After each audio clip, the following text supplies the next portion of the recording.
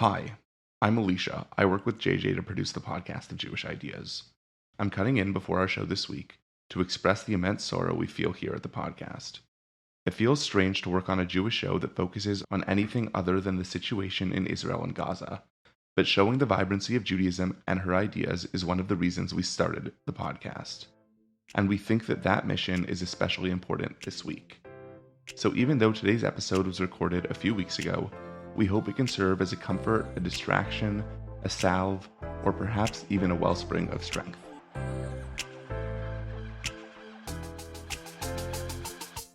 Greetings, friends, and welcome back to the podcast of Jewish Ideas, a Torah in Motions podcast. Many of us have heard Yiddish spoken before, perhaps by our grandparents or teachers, and recognize it as a language used often by Jews of Eastern European descent. Yet Yiddish is not just a language of the marketplace or of the shul, but was also a language in which a vast world of literature was composed. Yiddish novels, Yiddish plays, poems, pamphlets, and polemics constitute a varied and fascinating realm of literature, affording the reader valuable insight into the triumphs and tragedies of the communities that produced it. The study of Yiddish works and writers has grown dramatically in recent decades, as Jews across the world have recognized the depth, the beauty, and the essential Jewishness of these works. And it is this that shall be the topic of our discussion today. Our guide to the world of Yiddish literature is one of the great contemporary scholars of the subject, Professor Ruth Wisse, who was many years the professor of Yiddish literature at Harvard University. She has written and edited many works on the subject and is widely considered to have been essential in creating the entire field of Yiddish studies. Her latest work is particularly fascinating, a new edition and translation of a fascinating novella by the Yiddish novelist Chaim Grade, titled Mein Krieg mit Herrsch Rasseiner, or My Quarrel with Herrsch Rasseiner, a literary theological debate which we will discuss in depth later in our conversation. We are honored to have Professor Wisse join us at the podcast of Jewish Ideas today. Professor, welcome. Thank you so much. I'm delighted to be here. Wonderful, wonderful. So let's dive into the topic at hand. So many of us are familiar with Yiddish as a spoken language, especially from those of an older generation, but far fewer are familiar with Yiddish as a language of writing, as a language of literature. So I was wondering, as you know, a professor of the subject for a long time, could you perhaps give us a very brief overview of the development of Yiddish literature, at what point it becomes a language of novels, a language of poems, and how and in what circumstances Yiddish literature develops? Well, it's a very difficult subject to compress, and in general, I would like to say that a very complex subject like ours, and all the questions that you probably have to pose are in that category. They can't be satisfied simply without distortion. So I want to make it clear that what we're doing here is trying to compress a great deal of information in small space, and we'll do our best. So I think the way to think about it is that Yiddish is simply the expression, both the language and the literature, of Jews wherever they were and however they were living. And this developed in Europe, where most of the Jews were. The great majority of Jews for the past 1,000 years really were developing in Europe into a rather huge community by the end of the 19th century. And Yiddish really was the outgrowth of their way of life. So when literature in general began to proliferate in the areas where they lived, Jews also began to produce that literature. When books began to be published, Jews were very creative and active in the field of publishing. So they also published their works. And I would say that if you go back to the 16th and 17th century, to the beginnings of printing, that's when Yiddish literature begins. Part of it, of course, is transmission of religious texts in a Yiddish adaptation, whatever they thought was more appropriate for the Yiddish readers who didn't have access to the Hebrew texts. And then, for example, in the areas of Italy, or the Italian areas, where Jews were living in closer contact with others and where they were becoming what you could say more, not secular, but really more appreciative of the general culture, then what you had is a fascinating development. that you had Jews producing in Yiddish the equivalent of works that were being produced in every other language. So that you had, for example, the chivalric romances, which is how one begins one's studies of English literature, right? You have Arthurian legends. Well, you have the Jewish counterpart of the Bovabuch. And this expression, the Bobemaise, everybody thinks that that's the Bobemaise means grandmother's tales, but that's not the case. The Bovabuch, the Bobemaise, was actually the chivalric tale of Prince Bovo that Elia Levita, a very distinguished Hebraist, as it happens, had translated or transposed his own version of this into Yiddish, and it became a very popular book, the Bova book, the Adventures of Prince Bovo, which which we love to study if you're studying ancient. And at the same time, though, what Jews got the idea, well, what about our own heroes? What about writing the equivalent of something like the chivalric romances, but about King David, so that you had the Shmuel Buch, which is Samuel, the books of Samuel, which tells the story of David in the same kind of Yiddish stanzaic forms that you find in the equivalent German romances. And this is really fascinating because, for example, David kills Goliath. So what's the first thing he does?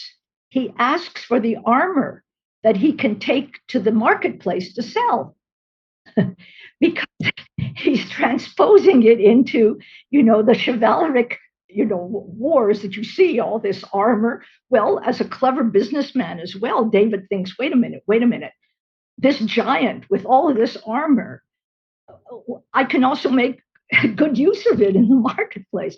So you see how fascinating this is and how simple it is on one level, because you just have to understand that everything that was possible was done, right? And sometimes you had creative geniuses undertaking it, and other times you had plainer talents undertaking it. But in any case, that's generally how the pattern of Yiddish literature develops for the next hundreds of years.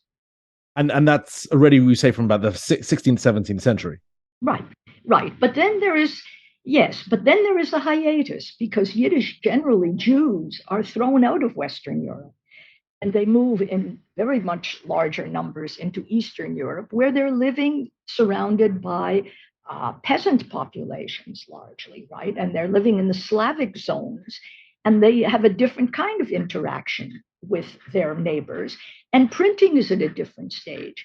So the next sort of, you might say, huge development in Yiddish literature comes in the oral field. The Hasidic movement, generally considered to be a democratizing movement, turned to Yiddish because otherwise it could not reach the masses of people that it was trying to be there for. In other words, as soon as the Rabbeim, as opposed to the Rabbonim, as soon as Rebbe's, right, wanted to reach the masses of people, well, they realized that they had to reach them on their level. So this kind of storytelling and using midrashic materials, but generally using the Yiddish language for communication in general, this became very widespread until you got a genius. I mean, you had many Rabbeim using Yiddish, but you had Rabbi Nachman of Breslov at the turn of the 19th century, facing two problems at once. So he was trying to distinguish himself from rabbinism,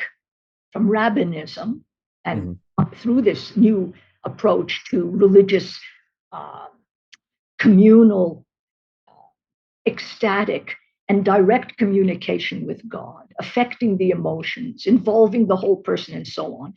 So on the one hand, he was really trying to distinguish himself from the rabbinic tradition of Torah study in the Talmudic sphere.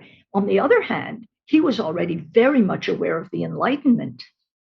And so what he started to do was to tell these very complicated stories. Believe it or not, many of us who have composed these curricula from scratch, we begin our study of modern Yiddish literature with Rabbi Nachman of Breslov, because these stories are fantastic and so interesting from a literary point of view. and also so consequential, so important for the development of Yiddish literature. Because, for example, Yud Lamed Peretz, who comes later, draws on these stories, and he is by no means the only one. So you see, this was again one of the beginnings of. But now Rabbi Nachman of Breslov, I should say, worked completely in the oral domain. Right, he never wrote down. No, but Nathan of Hanover, his amanuensis, immediately wrote down the stories. And there is a machloket, there is a real debate within Jewish studies. I'm not part of that debate, but the scholars who really specialize in this, Professor Chonesh Meruk, for example, spent a lot of time trying to figure out whether Nosson, Hanover, transcribed them first in Yiddish and then in Hebrew, or first in then in Yiddish. You see, because even though he told them in Yiddish, it is possible that Nosson, thinking that, of course, by transcribing, he had to go into the high status language, he immediately transpose them into Hebrew, or did he immediately transpose them into Yiddish and only then into Hebrew? Anyway, if you look at the books of Nachman of Breslov, many of the versions that are publish the Hebrew and the Yiddish together. Interesting. Yes. Interesting. So you have both.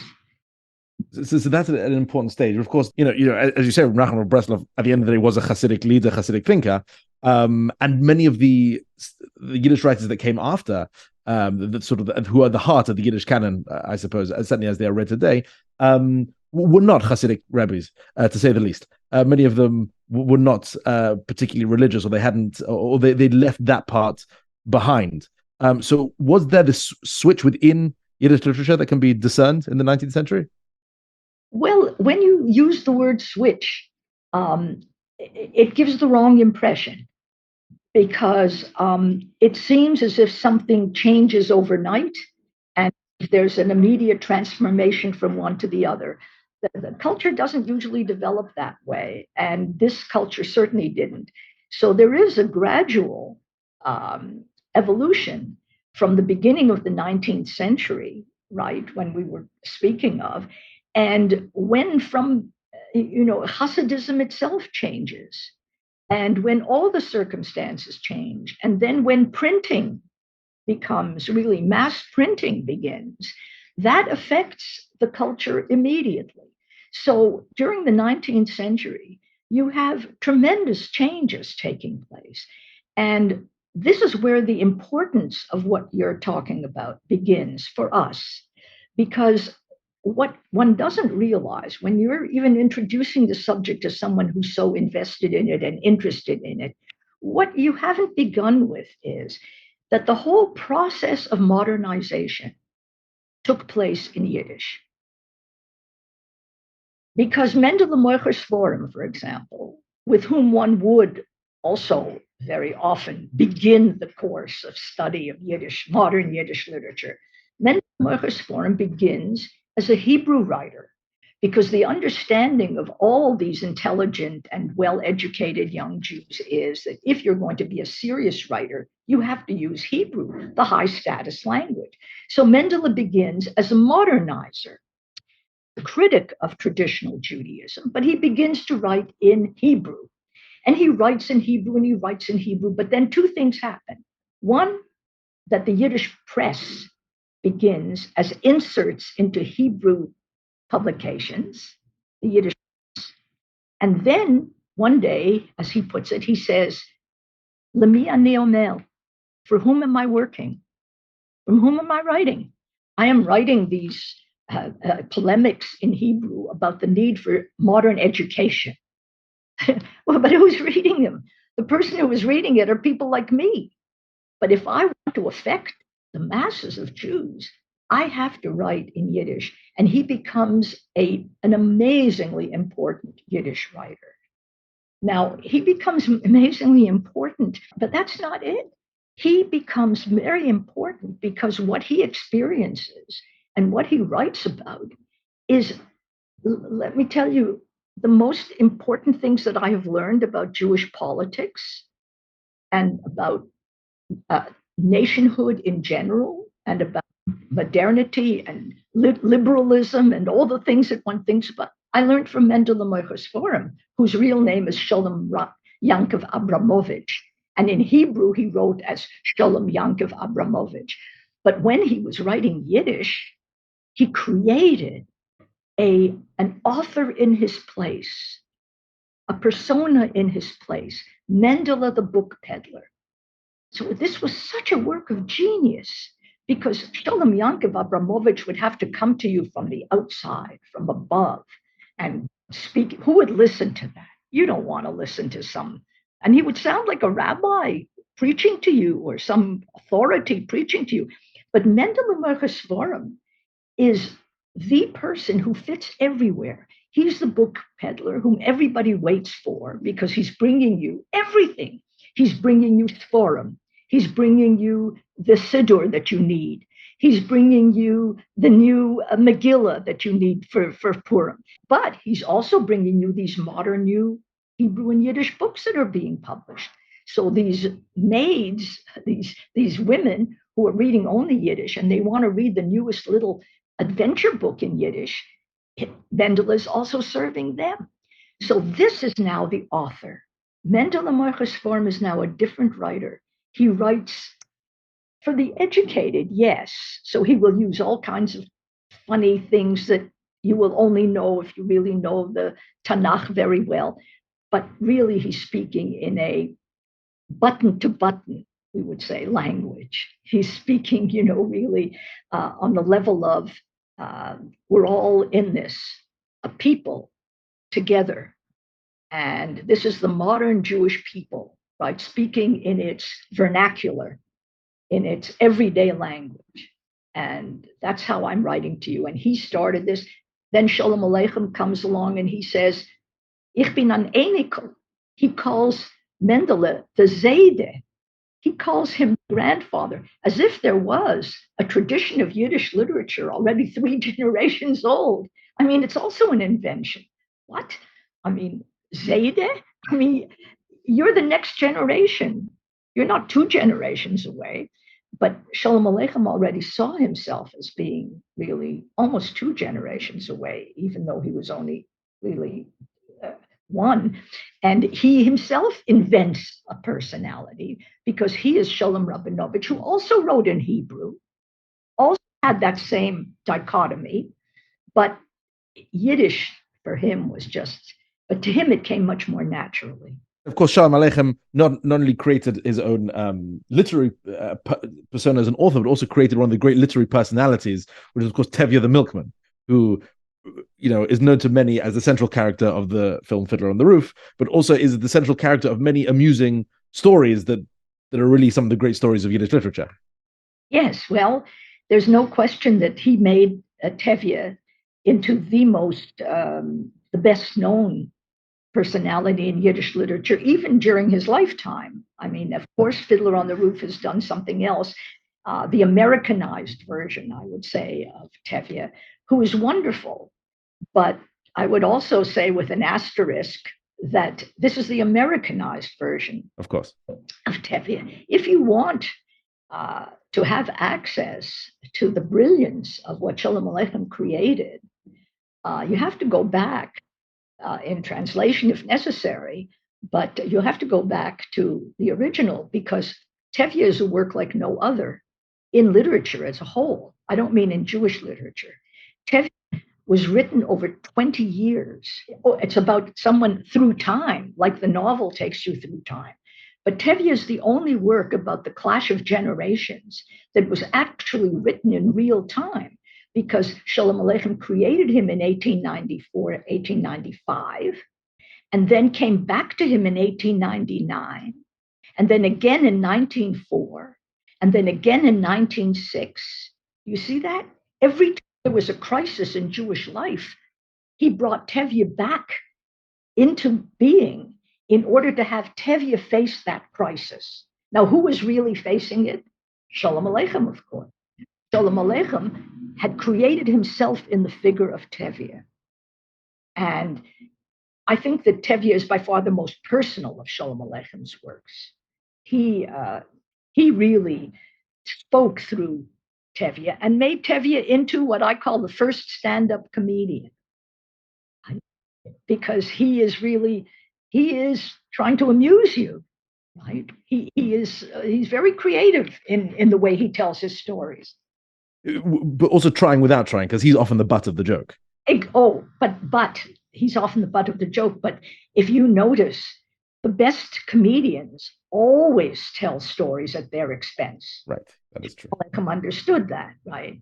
So you see how cleverly Tevye tells these stories, and he tells them at his expense. But that's also the genius of storytelling, right? That you, yeah, if I come to you boastfully and I tell you, oh, what a wonderful thing I've done, you yawn and you say, oh, well, yeah, I'll listen politely. but that's not when it's going to win your heart. No, there's not. I'd like to actually pose a question about the audience that are reading the Yiddish literature, because it seems to me that the audience, at least largely the Jews of Eastern Europe and their descendants, undergo several changes in the late 19th and early 20th century. So one of them is secularization, of course. There is a wave of one could call defections. Many Jews either cease being Orthodox religious or become much more involved within the winds of enlightenment and winds of change and the late 19th, early 20th century.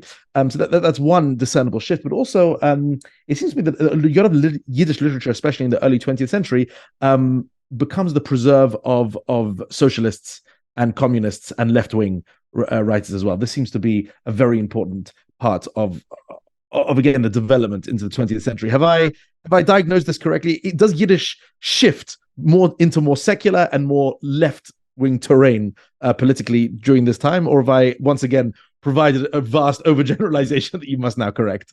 Well, it's not a vast overgeneralization on one level, but again, you have to go back to what is happening to the Jewish people. And look, at the end of the 19th century, by the end of the 19th century, everything in Europe was changing. It's not just the Jews who were changing. The Jews had to be changing in relation to everything else around them. Everything had changed. It had changed technologically in ways that we can really begin to appreciate today, because the technological changes now, it's the first time when they are as violent and as radical as the ones taking place in the 19th century. But see what mass printing, how that changed communication, and the railroads, mass transport, how that changed communication, and how the opening up of America changed the world. So everything was changing, and the Jews were changing with it. So now here's one way in which I would very cautionarily, very cautiously modify what you said. Do you know that Der Yid was the first important, really, publication of the Zionist movement? When the Zionist movement was founded in 1897, and everybody understood that Hebrew was going to be kind of the language of the Jewish people in the land of Israel. It would have to be, because it was the only language that united Jews through time and space. But nevertheless, they faced the same problem that Mendele had faced before. In other words, okay, Hebrew, but what percentage of people are going to be able to read our Hebrew tracts? So Herzl wrote in German. It was translated into Hebrew, and people published in Hebrew. But in order to reach the masses, Sholem Aleichem's work, Why Jews Need a Land, sold 10 times more than Herzl's tract of the Jewish state. So it's Sholem Aleichem writing about Zionism that really publicized Zionism. And Der Yid was a publication which I've written about. I'm fascinated by it. It was a publication that the Zionist movement put out after 1897, right? It was short-lived because then daily newspapers began, and they didn't need a literary weekly like Der Yid. But it was called Der Yid, the Jew, and it was a Jewish national organ. And they tried to get all the Yiddish writers to write for it, you see, and they did. It's a very exciting publication. Now, where the language wars really begin. So Ahad Ha'am, who is the great Hebraist, writes in their Yid, okay, I'm okay with this temporary Yiddish Zionist journal, but you know what he objects to? He objects to it being called their Yid. What would he prefer? Well, I don't know. Actually, he doesn't give an alternative. But his objection is that he doesn't want Jewish nationalism to go forward in the Yiddish language. He thinks that it has to be made clear that Jewish nationalism is going to go forward in the Hebrew language. So you see, the language wars begin at that point. But they are very intricate because most Zionists are also using Yiddish. And most Zionists don't think like a Ahad Ha'am. They are bilingual. Many of them say what Mendele said, I breathe through two nostrils, meaning I breathe through these two languages. And many of the Zionist writers switched between Yiddish and Hebrew very naturally when they spoke and when they wrote, and so, including Bialik, right, for many years. So that characterization of Yiddish as a language of the left begins because, yes, the socialist movement obviously would not use Hebrew. So those Jews who really became passionate socialists, completely socialist, only within the socialist movement, not the socialist nationalist movement, which is labor Zionism, but those who really went to Bolshevism and those who went to socialism, Jewish socialism, they took Yiddish to be, let us say, the vehicle of Jewishness. And they're the ones who began to transform it into the vehicle of Yiddish. And without going, too much into this, let me just give you one example of this. In 1908, you had the Chernovitz Conference for Yiddish. This was supposed to be the first conference of its kind. It was an international conference to proclaim Yiddish a language of the Jewish people.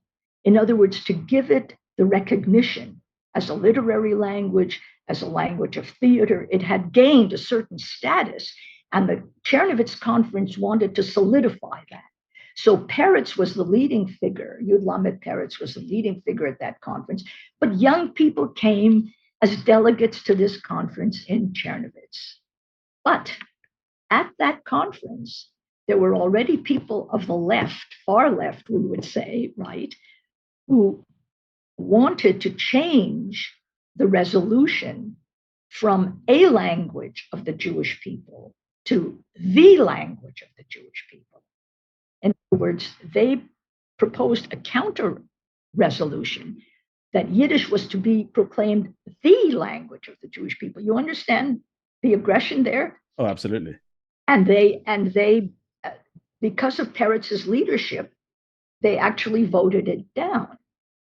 And this woman later became one of the leaders of Bolshevism, the woman who proposed this at the conference. So there is a kind of, you see that everything evolves. It's not a switch, but it's a kind of evolution as the language begins to assume a certain importance and then is claimed for political purposes by both sides. By all sides, including then by Orthodox Jews for their own purposes, right? Yes. I was just going to say, you're referencing the brief period in history where there was a romance between Jews and Bolshevism before it came crashing into the hard rocks of reality. Well, the majority of Jewish communists at the beginning were not Bolsheviks. They were, and we can't be blamed for all of it. Correct. It is true that Trotsky was a leader of the Bolsheviks, and that there were Jewish Bolsheviks, and they are much to be blamed, in fact.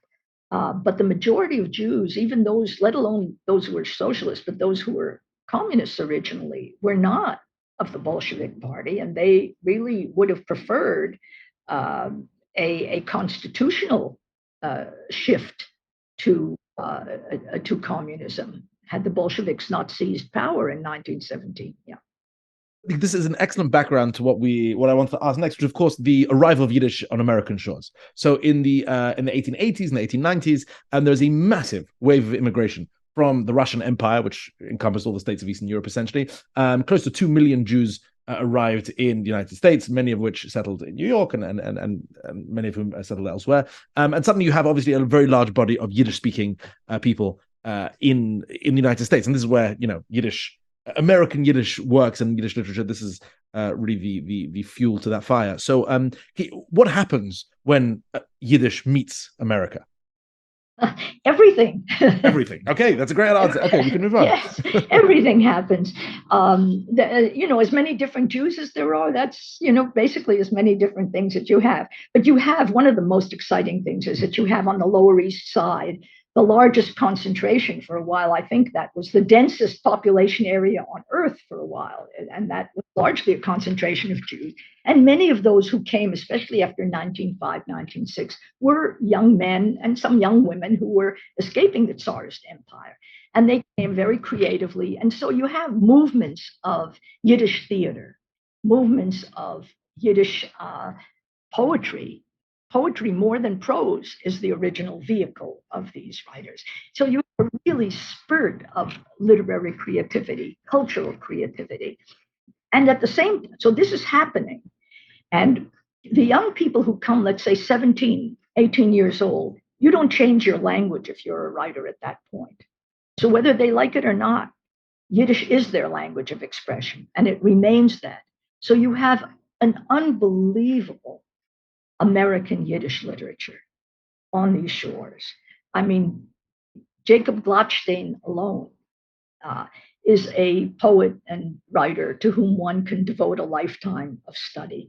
And there is Moshe Leib Halpern and Mani Leib and Anna Margolin and Celia Dropkin and Sholem Asch, who was in his time one of the best known novelists in the world, who was nominated for a Nobel Prize in literature. And then you have I.J. Singer coming, and his brother Isaac Bashevis Singer coming. And then you have Chaim Grade coming very late. So you have a huge Yiddish literary ferment in America. At the same time, after the war, you have something that no one had foreseen. You have the arrival of Haredi leaders who begin to set up their own separate communities in America. Let's just say briefly here that the Lubavitch Rebbe, who is probably one of the greatest geniuses in modern Jewish life, comes and sets up what we have, the Chabad movement here in America. Unbelievable what he has accomplished. But interestingly, Chabad, because its outreach, uses English. And I would not vouch for the future of Yiddish in Chabad communities. Interesting. Even though they still use some Yiddish in their educational schools. And they love it, and they love it, and they use it, and they sing it, and they will continue to. But what I mean is that the younger generation finds it much easier to express itself. And I know that when I was teaching recently, I had the great joy of teaching a seminar, for example, of Haredi women, teaching them parrot stories. They couldn't read the parrot stories in Yiddish without real help, because the Yiddish is too complicated for what they possess. These were not just Chabad women, these were from across the Haredi spectrum, right? So Yiddish keeps changing in America. It becomes much more anglicized, right? Just as in Israel, it becomes much more the Hebrew, the Yiddish becomes much more Hebraized of the Haredi communities. But what it represents is the degree to which they still want to remain separate. That's what it is. That's what the language is in Haredi communities. Yiddish is the degree to which they wish to remain separate. If you do not have the language of the surrounding people, there's no way that you can interact with them. Think of how ironic this is, since what is Yiddish? Yiddish is the language of interaction separateness with communication. That's what Yiddish is. It's the expression of the degree to which Jews were interacting with others. Now you have Yiddish being used by the Haredi community as the language of self-separation completely. Even if words in the host languages keep making their way into Yiddish, there's a sort of Yinglish mongrel tongue that has developed in the United States and in England, which is fascinating to behold. Well, the truth is that that language in general for them is just an instrument. It's Hebrew, that is to say, just the language of the Hebrew text, not spoken. Hebrew is the sanctity. Everything else is, is just, use it for its usefulness. It's utilitarian, right? That they don't, unlike Yiddish studies, that at one point tried to really do what other linguistic academies do, try to say, we have a grammar, we should study grammar, don't make grammatical mistakes, don't make spelling mistakes, and so on. Well, for them, it's just utilitarian. They don't see Yiddish as being having any independent value. And that is, or other people would say, if you say to them, you're a Yiddishist, they would say, I'm a Jew, I'm not a Yiddishist. I love Yiddish, I use Yiddish, but it's not an ism for me. You understand? There's that distinction, yes. Okay. There's much to probe there, and I wish I could, but I very much want to get on and discuss your latest work, because that for me is a fascinating piece. So the book is called My Quarrel with Hirsch Rasseiner, and it's a short novel, written by Chaim Grade, as you mentioned, a late and brilliant Yiddish writer who I believe, is it correct that you met him? Oh, yes, I've met him, yes. I translated the first book of his into English. Fantastic. So could you perhaps give us a very quick précis of Chaim Grade, who he was, and then maybe a short overview of this quarrel with Hirsch Rasseiner, which is a short book, as I said, but an immensely powerful, hard-hitting, and really quite philosophical work, even though it tears at one's emotions as well.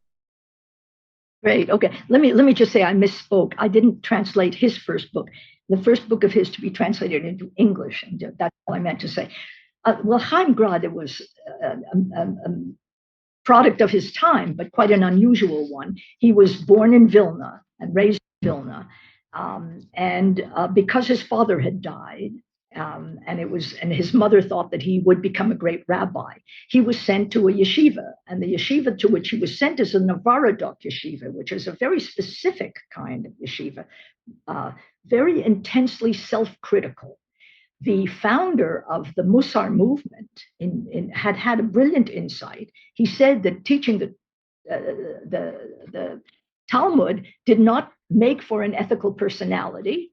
And so what he did is develop a way of teaching that tried to develop the ethical personality. The way Chaim Grade experienced that was that you should never enjoy life, because he, as a student there, he felt it strictly as a punitive area. And he gives brilliant portrayals of that. One of his earliest poems was a long poem called The Musarists. And wow, is it a picture of Musar education? If you know anyone who complains about their education, you have to send them to this text. It hasn't been translated yet, because if you see what that was like, you'd never complain about any other kind of education again. You were supposed to humiliate yourself, right? Because you wanted to crush the ego. So anyway, he left this and he went back to Vilna, and he fell in with this group of poets called Jung Vilna, who were amazing. I mean, a group to which, I could have devoted much more of my professional life. And thankfully, other people are doing it. Avraham Sutzkever, one of the greatest of modern poets, is a member of that same group, and others. So Chaim Grade becomes a member of this group, which is basically, culturally on the left, of course, as most of these people were. And he begins to write poetry and so forth in that. And then comes the war, which comes to Poland first in 1939. And 2 years later, the Germans actually come into Vilna. And Chaim Grade and his wife flee to the Soviet Union, which he could do because he was a man of the left. He wasn't a communist. but he was known to be a blasphemist. So he flees, but on the border, he says she can't go with him. So she returns to Vilna. And of course, she is killed. His mother is killed. Her mother is killed. Vilna is killed. But he survives in the Soviet Union, remarries, and then after the war is repatriated because there was a window when the Jews who had come from Poland were allowed to return to Poland. So he returns, goes to Vilna briefly, and then to France. And then from France, he comes to the United States, where he had stepbrothers. And the stepbrothers sponsor him to come to the United States. And he comes here and he begins to write. Now, he began as a poet and a very good poet. And all through the war, he just continued to write poetry. But after the war, with this book, actually, I think he sees that what he needs to do is he has to preserve that world of East European Jewish rabbinic culture that he knew from the inside. And he feels that the medium to do that is really prose fiction. And he tries out many, many forms. He doesn't follow blindly into anyone else's idea of what a novel is or what or what a work of fiction should be. He creates it. And in this book is the first time when he actually creates it in this brilliant, as you say, right? It's a text that, I don't see, I've taught many works, but there's hardly a text that is so teachable because it involves everybody. It doesn't lay out all the problems of modern Jewish life. For example, if you notice, it doesn't touch on Zionism at all. Studiously avoids it. Oh, but it's not avoided, really. It doesn't get to that. It's not proposed as a possible solution to the issue that could. No, because of the two people who are still involved here are the two people who were originally involved in his life. And these are the two parts of Chaim Grade himself as that, not just yeshiva boy, but as a believing Jew in the East European framework, and then as someone who broke away from it. And he is both those people. Now, there was a time when he would have been only one of those people. In other words, who is he as a writer? You might say he is the person who broke away. He couldn't otherwise have become the writer of fiction, giving lectures on Rembrandt and so forth. He, you would say, and married to the woman he was, who was a very difficult person and who went around Paris apparently wearing a cross, demonstratively to stick it to all the people who would be shocked by it. So this was his real life. On the other hand, you see, like Raseiner, he makes the argument so powerfully for Raseiner. Why, after the Holocaust, it was so much more important to stand up for what Judaism really saw about the dangers.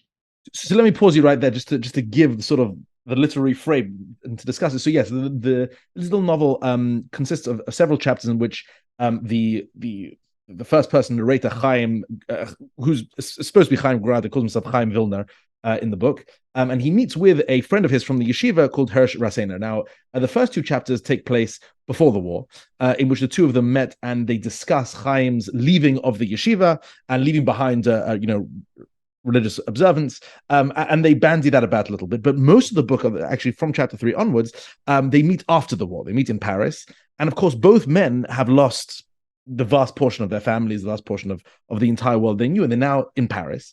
And what is interesting is that so you have Chaim Vilna on the one hand, who's still this secular Yiddish writer, and he is utterly convinced that the war has undermined any possible belief in God, any possible belief in religion. How can you possibly worship a God who is, who oversaw or who let happen the travesties of the Holocaust?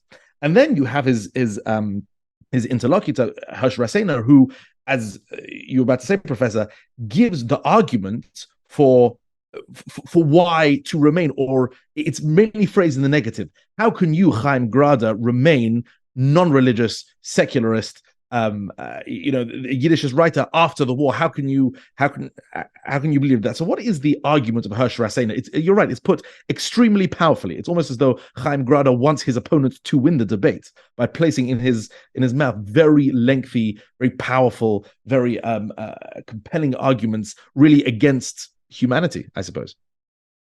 Well, let me just quote one of these passages where Raseiner is speaking, right? And he says, people study the Greek and all these great minds and so on. And he says, but the question hasn't changed. Did they really live as they taught, or did their system remain only a system? You must understand once and for all that when his reason is calm and pure, a man does not know how he will act when his dark desire overtakes him. A man is dazzled by his own wisdom and proud of his knowledge. But as soon as a little desire stirs in him, he forgets all his learning. His senses are stronger than his reason. Reason is like a trained dog who follows sedately in his master's footsteps until he sees a bitch. And then with us, it's a basic principle that false ideas come from bad qualities. And those are qualities that you have to painstakingly develop, you see. So what a passage. I mean, can you ever forget that about your own reason? Reason is like a dog that follows its master until he sees a bitch, and then woof, off it goes. Now, if you're in your 20s and 30s, I mean, in your 80s, let me just say that reason is a little, it kicks in a little bit more powerfully. But boy, does one remember the times when, of course, you could not really. And he's right about that. How did these people behave? And especially since he's talking about Germany. Germany, don't forget, was the country that was supposed to be the embodiment of the greatest of Western civilization in the 19th century. Look at the music, look at the philosophy, look at the literature. I mean, it's unbelievable. And do you know that in our Department of Near Eastern Languages and Civilizations, when I taught at Harvard, German was a requirement. I'm a member of that department right now. I'm a student there, and it is, in fact, a requirement. There you go. Sorry. So you can attest to that even more. 100%. How did German become the sine qua non for the study of, Sumerian?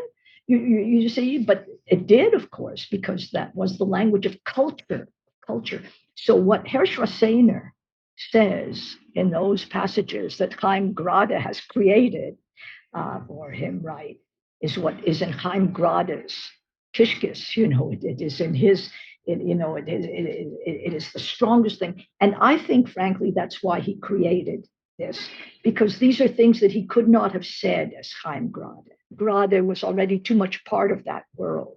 He couldn't speak with that anger. He couldn't speak with that conviction. He couldn't give those arguments as powerfully as Hersh Raseiner is able to do.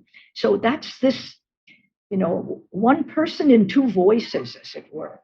Although, by the way, we have to believe in the reality of those two voices. Yes. Yeah.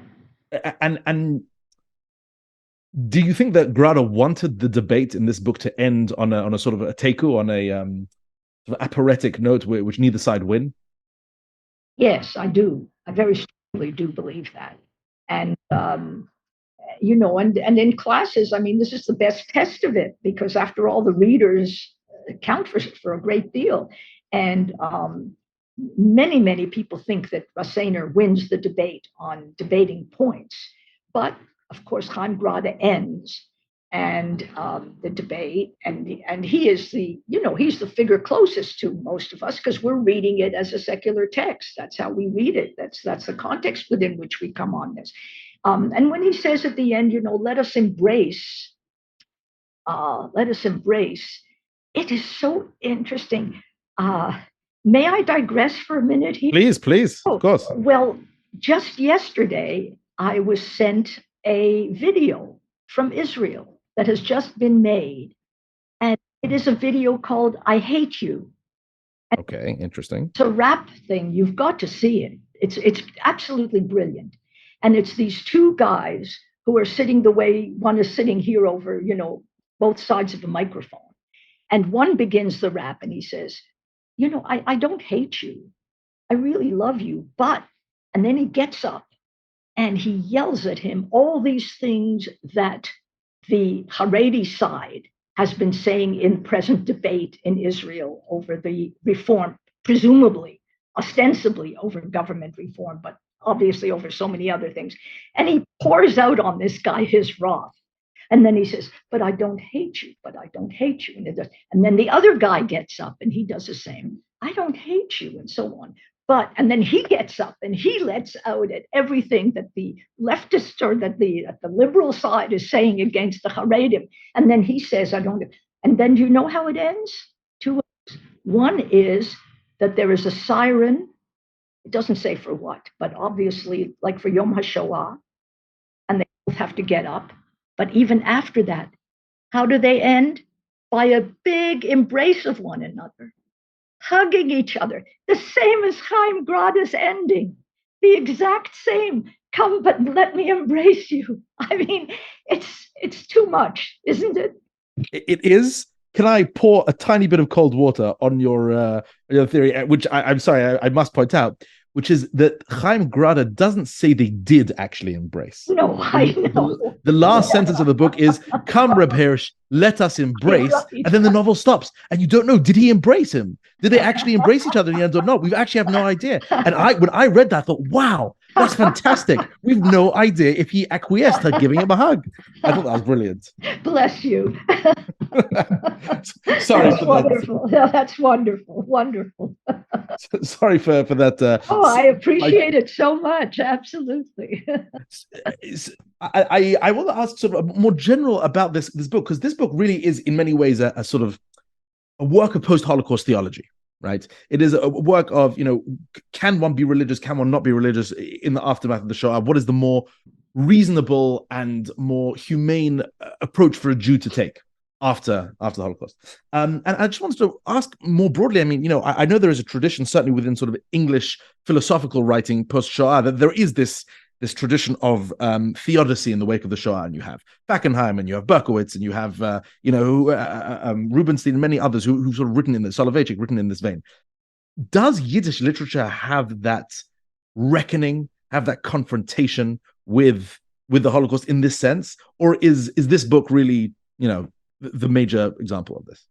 Oh, every believing person struggled with this question and does. I mean, I mentioned Yankov Glatstein. Well, Glatstein writes a complete liturgy. The most amazing poems, you've got to look at them, where he addresses only God. And he addresses only God because God is the only one to whom he can speak about this enormity. Who else can appreciate its enormity but God? But he speaks to God in every conceivable voice. God, my brother in wandering. Or God, without Jews, there will be no Jewish God. A warning. And then he shows him how it was the Jews who were the carrier of your thing. And if they're gone, watch it, you're almost gone. And then he has a paradoxical poem of smoke going up to heaven, right? Through the crematory flue. And then he says, God, there where you are not, there we are also not. God, wherever you are not, that's where we are also not. Oh, you can't even. Powerful. I mean, unbelievable poems, each one stronger than the other. And so that's a whole liturgy. And that's only one writer. And so every one of them struggled with it. And by the way, Yiddish was very interesting in this respect because many Yiddish writers had, of course, been wary of the state of Israel because of the degree to which it felt that it had to repress Yiddish in order to consolidate Hebrew, right? So they, in the 1930s, they really did move left, many of them, because there was the Soviet Union presumably supporting Yiddish, right? Ostensibly, yes. Yes, ostensibly. And there was Israel presumably crushing it. But after the war, you have no idea. The poems that Yiddish writers wrote about Israel after the war are so, they're far more patriotic, or what would you say? They're far more Zionistic.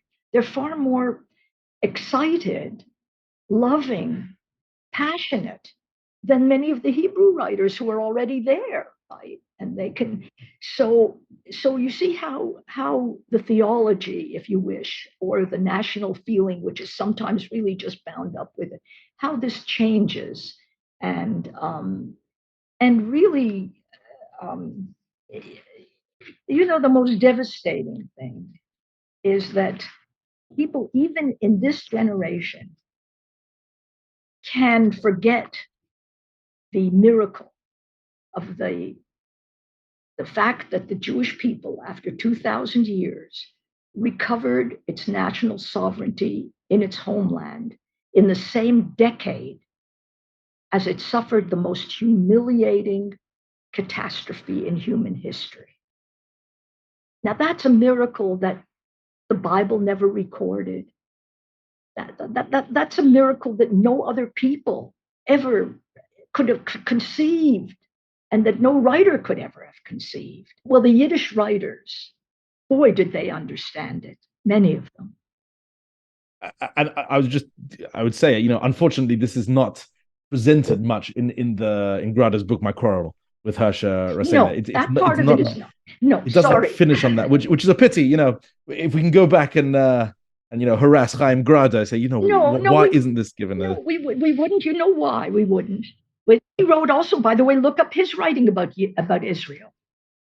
This isn't it, but you should look up his writing about Israel, because he did write, and he went to look up his Rebbe, really, who had been his teacher in Israel. So he has his own writing about Israel, about that. This isn't it, because it's a work in and of itself.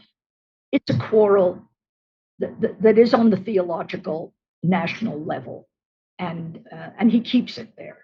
Professor Wisse, this has been absolutely fascinating, and I have to say, I cannot recommend enough your edition and translation of Chaim Grade's My Quarrel with Hersha Raseina. It's published by Toby Press and Corin, and it's absolutely worth getting and absolutely worth reading over and over again. I sort of struggle through the original and try and make my way through, but your translation is it's quite wonderful, and certainly your introduction as well. And thank you so much for coming and discussing all this with us. With every question and discussion we posed, we could have gone on and on in 100 different directions, but what we have is something very special. Thank you really very much for joining us today. Thanks so much for having invited me. Thank you. This has been the podcast of Jewish Ideas by Torah in Motion, produced by Elisha Kelman and myself, JJ Kimchi. Edited and mixed by Elisha Kelman. You can stay up to date by subscribing in your favorite podcast app. To support more thoughtful Jewish content like this, please visit TorahInMotion.org/donate.